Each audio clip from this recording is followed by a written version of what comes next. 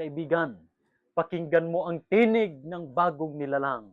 Ang sabi ng Isaiah chapter 1 verse 18, sabi ni Yahweh, sabi ng Diyos na makapangyarihan sa lahat, magsiparito kayo ngayon at tayo'y magkatwiran. Sabi ng Panginoon, bagaman ang inyong mga kasalanan ay maging tila mapula, ay magiging mapuputi na parang niebe. Bagaman magiging mapulang gaya ng matingkad na pula, ay magiging parang balahibo ng tupa. Problema buo ang kasalanan. Hallelujah. Sa English, ang sabi ng Panginoon, come now and let us reason together, said the Lord. So let us reason together, sabi ng Panginoon.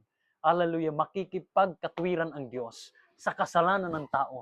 Kaya niyang paputiin ang matingkad na pula ng kasalanan mo. Kahit lugmok ka sa kasalanan, pumatay ka, nagnakaw ka, nanrape ka, sinungaling ka, ubod ng sama ng buhay mo sa Diyos.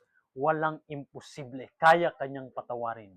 Sa pamamagitan ni Kristo, Acts 4, verse 12, walang sino man, hallelujah, na sukat ikakaligtas ng Diyos, kundi sa pamamagitan ni Kristo.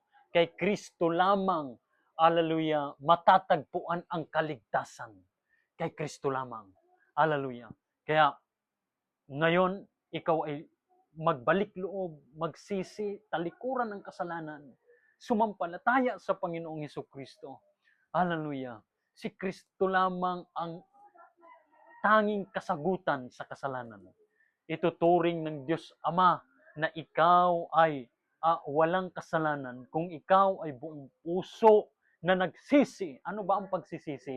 Ang pagsisisi ay pagtalikod sa kasalanan. Ito'y magdadala ng godly sorrow, kalungkutang galing sa Diyos. Nang ibig sabihin, ang pananaw ng Diyos sa kasalanan ay magiging pananaw mo. Ang pakiramdam ng Diyos sa kasalanan ay magiging pakiramdam mo. Hallelujah! Kung ang paningin ng Diyos sa kasalanan ay marumi, marumi na rin ang paningin mo. Kung ang pakiramdam ng Diyos sa kasalanan ay pangit na bagay, talagang pangit, ito'y pangit sa iyo. Lason, hallelujah, ang kasalanan. Magdadala sa iyo ng tiyak na kamatayan sa impyerno. Kahit gaano ka pula, kahit gaano ka itim ang kasalanan mo, the Lord can, hallelujah, make you as white as nieve. Hallelujah. Eyes. Kaya kanyang patawarin ng ating Diyos sa pamamagitan ni Kristo. Lapit ka kay Jesus.